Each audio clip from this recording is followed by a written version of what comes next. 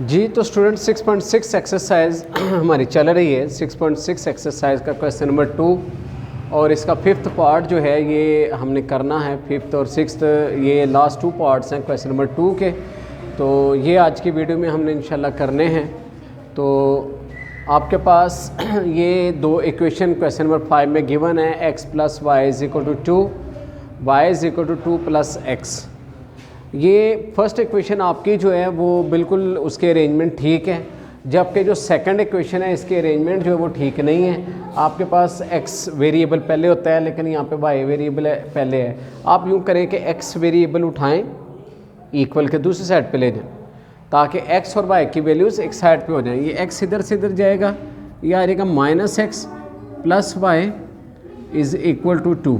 इस तरह ये आपके पास इक्वेशन 1 होगी, ये इक्वेशन 2 होगी। इन दो इक्वेशंस के ज़रिए आप मैट्रिक्स फॉर्म बनाएंगे।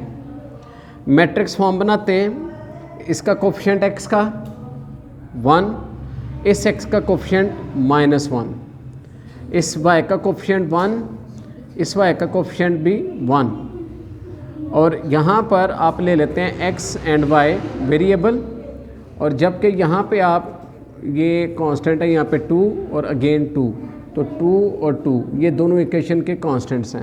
इस तरह ये जो फॉर्म हमने बनाई है ये मैट्रिक्स फॉर्म बन गई। तो सबसे पहले हमने इक्वेशन सीधा करने के बाद जो पहला काम किया वो है मैट्रिक्स फॉर्म बनाना। अब मैट्रिक्स फॉर्म बनाने के बाद हम इन मैट्रिसेस के नेम लिख लेते हैं। मसलन इसका नेम ए रख लेते हैं, इसका एक्स रख लेते हैं, इसका बी रख लेते हैं, और नेक्स्ट में यूँ करते हैं, ए उठाते हैं इक्वल के उधर ले जाते हैं, तो ए उधर जाके ए इन्वर्स बी बन जाता है। इससे हमें पता चल जाता है कि हमने करना क्या है, चलना क्या है। चलना हमने पहले हमने ए इन्वर्स निकालना है। ए इन्वर्स के लिए हमें दो चीज़ें रिक्वायर्ड हैं, एक डिटर्मिनेंट और एक एडजॉइंट। तो सबसे पहले हम क्या करेंगे, ये जो हमारे पास ए मैट्रिक्स है इसका हम डिटर्मिनेंट निकालेंगे, यानी ए डिटर्मिनेंट हम फाइंड करेंगे। हमारे पास मैट्रिक्स है 1 -1 1 और 1, तो इसका हम डिटर्मिनेंट निकालेंगे। क्रॉस में मल्टीप्लाई करते हुए 1 1 ज़ार 1 -1 1 ज़ार -1, तो इस तरह ये आपके पास आ जाता है 1 minus plus 1 plus 1 is equal to 2। तो इस तरह आपके पास जो डिटर्मिनेंट है वो आपके पास 2 फाइंड हो गया। तो डिटर्मिनेंट जो है ये कोई ना कोई काउंटिंग का नंबर आना ज़रूरी है।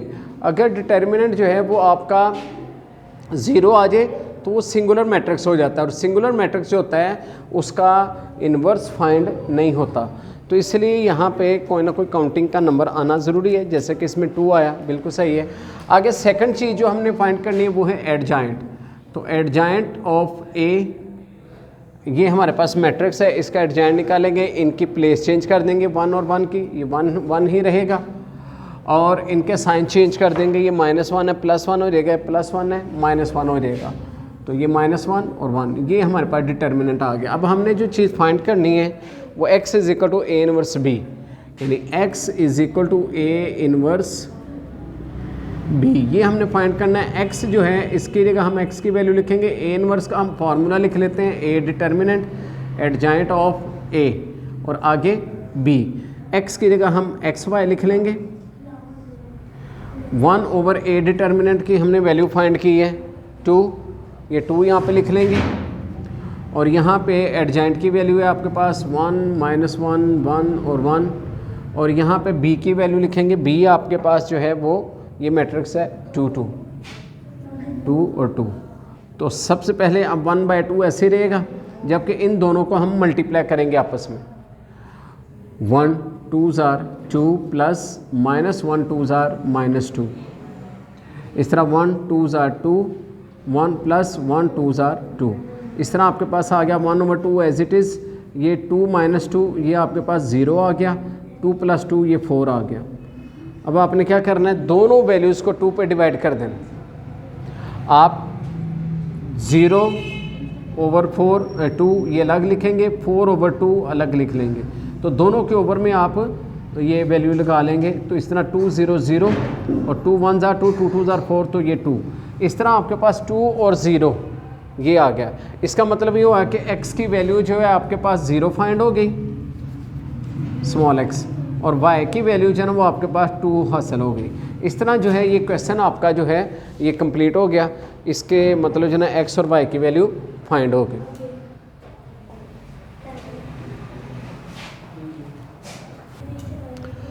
जी तो क्वेश्चन नंबर 6 जो है ये लास्ट पार्ट है इस क्वेश्चन का, क्वेश्चन नंबर 2 का लास्ट पार्ट 6 क्वेश्चन। तो इसमें पहली इक्वेशन हमारे पास है 1/2 plus x/2 plus y/3 is equal to 1, और ये हमारे पास सेकंड इक्वेशन है। सेकंड इक्वेशन तो सीधी है, लेकिन जो पहली इक्वेशन अगर इसको देखें तो ये ओवर फॉर्म में है, ठीक है ना। अब बेहतर तरीका तो ये है कि इसको वैसे सॉल्व करने के 2-3 अलग अलग मेथड हैं, लेकिन बेहतर जो लगता है वो यही है कि इसका ये जो ओवर की फॉर्म है ना इसको ख़त्म कर लिया जाए। इसको भी बिल्कुल जिस तरह ये सिंपल फॉर्म है इस तरह की फॉर्म में ले आएँ। तो उसके लिए ये करें कि ये जो आपके पास x/2 और y/3 इज इक्वल टू 1 है ना, 2 और 3 ओवर के नीचे जो वैल्यूज़ हैं ना इन दोनों का एलसीएम ले लें। 2 और 3 का एलसीएम 6 ही होता है, 2 × 3 6। 6 को आप इस पहली वैल्यू से भी, दूसरी से भी, तीसरी, तीनों से मल्टीप्लाई कर दें ऐसे। 6 × x/2 प्लस 6 × y/3 6 × 1, यानी 6 एलसीएम निकाल के 6 को सबके साथ मल्टीप्लाई कर दे। इस तरह 2 1 ज़ा 2, 2 3 ज़ा 6, ये हमारे पास आ गया 3x। 3 1 ज़ा 3, 3 2 ज़ा 6, ये हमारे पास आ गया 2y इज़ इक्वल टू, ये आ गया 6, 6 1 ज़ा 6। और ये इक्वेशन जो है ये ऐसे ही आ जाएगी -4x plus y is equal to 14। अब ये जो है ये आपके पास इक्वेशन 1 और 2 इसको आप कह सकते हैं, और इससे हम बना लेते हैं मैट्रिक्स फॉर्म। अब मैट्रिक्स फॉर्म बनाते हैं तो इनके कोफिशिएंट लें। इसका कोफिशिएंट 3 है, इसका -4 है, इसका 2 है और इसका 1 है। यहाँ पे आपके पास x और y आ जाता है, यहाँ पे आपके पास 6 और 14 आ जाता है। अब आपको जो चीज़ें रिक्वायर्ड हैं वो सबसे पहले है आपको एडजॉइंट चाहिए, एडजॉइंट और डिटर्मिनेंट। डिटर्मिनेंट यहाँ पे पहले निकाल लेते हैं, सॉरी पहले इसका नाम a, ये x है, ये b है, तो इसमें x is equal to a उठाएँ उधर ले जाए a इनवर्स b। तो इनवर्स के लिए हमें 2 चीज़ें रिक्वायर्ड हैं। सबसे पहले डिटर्मिनेंट, ये जो आपके पास वैल्यू है ये कांस्टेंट कोफिशिएंट्स का जो मैट्रिक्स है a 3 2 -4 और 1, ये जो मैट्रिक्स है इसका आप डिटर्मिनेंट निकाल लें। 3 1 ज़ा 3, -4 2 ज़ा 8, -8 आ गया। इन दोनों को प्लस करेंगे, 3 + 8 इज़ इक्वल टू 11 आ गया। तो 11 जो है ये इसका डिटर्मिनेंट फाइंड हो गया। उसके बाद दूसरी चीज़ जो आपको रिक्वायर्ड है वो है एडजॉइंट। एडजॉइंट ऑफ ए, इस मैट्रिक्स का आप एडजॉइंट निकाल लें। 1 और 3 की प्लेस चेंज कर दें, -2 और 4 इनके साइन चेंज कर लें। तो आपने देखा कि इधर की वैल्यू की हमने प्लेस चेंज कर दी, 3 नीचे आ गया, 1 ऊपर आ गया, इनके साइन चेंज कर दिए, तो ये आ गया। अब हमने जो चीज़ फाइंड करनी है वो है x is equal to 1/a determinant adjoint of a और आगे b। ये चीज़ हमने फाइंड करनी है। x के मुताबिक यहाँ पे x और y आ जाएगा, 1 यहाँ पे ओवर में 11 आ जाएगा। यहाँ पे एडजॉइंट की वैल्यू आ गई 1 -2 4 और 3, जबकि यहाँ पे आपके पास आ जाएगी वैल्यू 6 और 14। ये तो अब यहाँ पर ये 1/11 जो है ये ऐसे नीचे उतार दें, ऐसे ही आ जाएगा, जबकि इन दोनों को हम मल्टीप्लाई करेंगे। 1 × 6 6 आ जाएगा, प्लस 2 14 ज़ार -28, 14 2 बार 28, ये आ गया। इस तरह 4 6 ज़ार 24, प्लस 3 14 ज़ार 42, 14 3 बार 42। तो ये हमारे पास ये वैल्यूज़ हासिल हो गई। अब नेक्स्ट में ये हो गया कि ये 1/11 एज इट इज़, ये 28 माइनस का 6 प्लस का, दोनों को माइनस किया 22 आ गया, माइनस का बड़ी वैल्यू का साइन माइनस का आ गया। 42 और 24 को प्लस करेंगे 66 आ गया। तो ये आपके पास -22 और 66 निकला है। अब जो बाहर ओवर में आपके पास 11 है, आप क्या करेंगे, इस 11 को आप दोनों वैल्यूज़ को डिवाइड कर देंगे। यानी आपके पास है 22 इसके ऊपर में भी 11 लगा लें, 66 के ऊपर में भी 11 लगा लें, ये आपके पास कंडीशन बन गई। इस तरह फाइनली आपके पास एक्स वाई का जो आंसर आ रहा है वो ऐसे आ जाएगा 11 2s are 22, 11 6 are 66। इस तरह x का आंसर 2 आपके पास फाइंड हो गया और y का आंसर 6 हो गया। तो इस तरह ये क्वेश्चन जो है ये आपका कंप्लीट हो गया। ये क्वेश्चन नंबर 2 का लास्ट पार्ट था, inversion method, matrix inversion method, ठीक है। ज़रबी मकूस के तरीके से हमने ये x और y की वैल्यू फाइंड की है। तो ये आंसर हमारे पास आ गया 2, बल्कि ये -2 है, यहाँ पे -22 था तो ये -2 आंसर आएगा। तो -2 और 6 ये आपके पास आंसर आ गया जी। तो my dear students, question number 3 अब हम स्टार्ट कर रहे हैं। क्वेश्चन नंबर 3 जो है इसमें आप देख लें, क्वेश्चन में ऊपर स्टेटमेंट लिखी है solve using matrix inversion method. जो हमने क्वेश्चन नंबर 2 के अंदर 6 पार्ट्स किए हैं उसमें जो मेथड यूज़ किया है इन्वर्जन मेथड, इसमें भी वही है, मैट्रिक्स इन्वर्जन मेथड। यानी इसका मतलब कि क्वेश्चन नंबर 3 भी सेम उसी क्वेश्चन की तरह है। हम इस क्वेश्चन को भी उसी मेथड की तरह करेंगे। कोफिशिएंट ले लें 3 1 -1 3 x y और 10 एंड 3, ये इसका कोफिशिएंट, ये a के इक्वल है, ये x है और ये b है। इस तरह आप क्या करें, a उठाएं उधर ले, इनवर्स b आ जाएगा। तो इसके मुताबिक आपको 2 चीज़ें चाहिए, एक डिटर्मिनेंट और एक एडजाइंट। डिटर्मिनेंट निकालते हैं।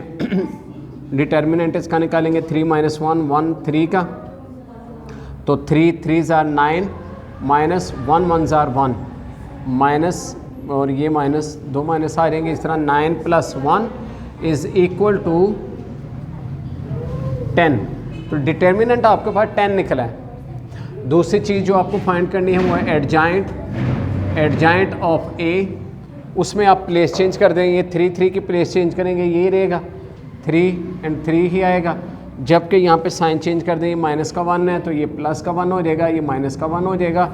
ये एडजाइंट हो गया। हमने जो फाइंड करना है वो x 1/a determinant adjoint of a and b, ये जो है ये हमारा इन्वर्जन मेथड है, मैट्रिक्स इन्वर्जन मेथड। इसके मुताबिक x की वैल्यू आप यहाँ पे x y लिखेंगे, 1 यहाँ पे आपका 10 आ जाएगा।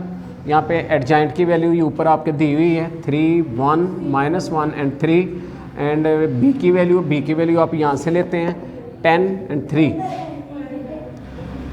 तो अब आप क्या करेंगे, 1/10 ऐसे लिख लेंगे, इन दोनों को मल्टीप्लाई करेंगे,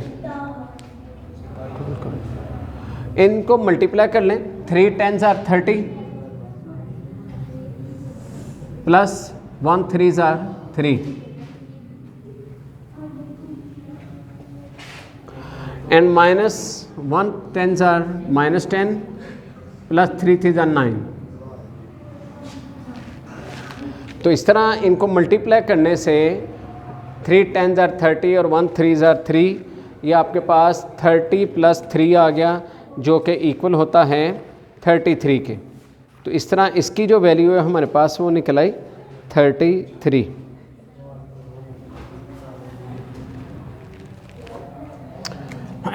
ये हमारे पास आ गई 1/10 ऐसे लिख लेंगे 33, और यहाँ पे 9 में से 10 में से 1 निकालेंगे, 9 निकालेंगे -1, तो 33 एंड -1 ये जो है ये हमारे पास प्लस माइनस करने से वैल्यूज़ हासिल हुई हैं।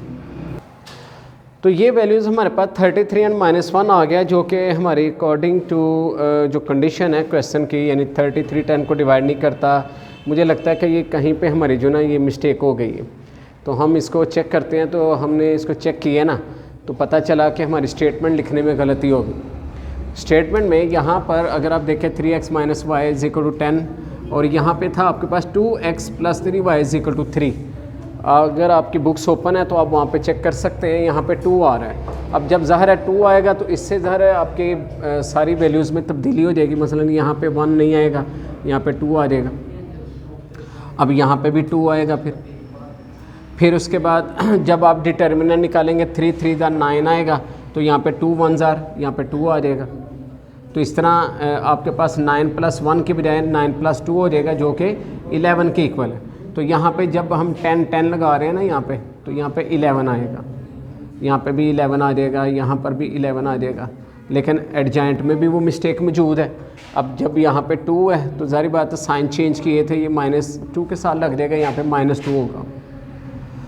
इस तरह यहाँ पे आप -2 लिखेंगे। अब जब आप इसको मल्टीप्लाई करेंगे तो ज़रा मल्टीप्लाई में थोड़ी थोड़ी तब्दीली हो जाएगी। 3 10s आर 30 बिल्कुल सही है, जबकि 1 3s आर 3 ये भी सही है, ये 33 बिल्कुल सही आंसर है। जबकि इसकी बात करें तो 2 10s आर 20, यहाँ पे आता था -20 और 3 3s आर 9, ये सही है। अब 20 में से 9 माइनस करेंगे तो ये -11 आ जाएगा। तो अब जो वैल्यूज़ हमारे पास आ रही है ना, ये बिल्कुल हमारी स्टेटमेंट के मुताबिक बिल्कुल सही हैं।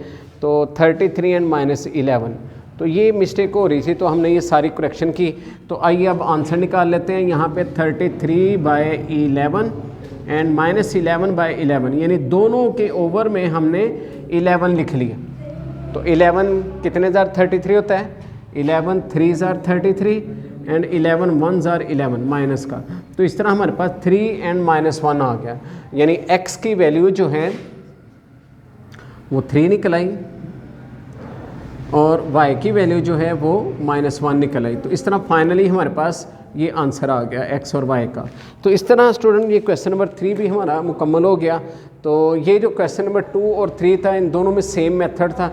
तो ये सेम मेथड के सारे क्वेश्चंस हैं, आप इनकी प्रैक्टिस कीजिए, अपना बहुत सा ख्याल रखिए। अल्लाह हाफिज़, अस्सलामु अलैकुम।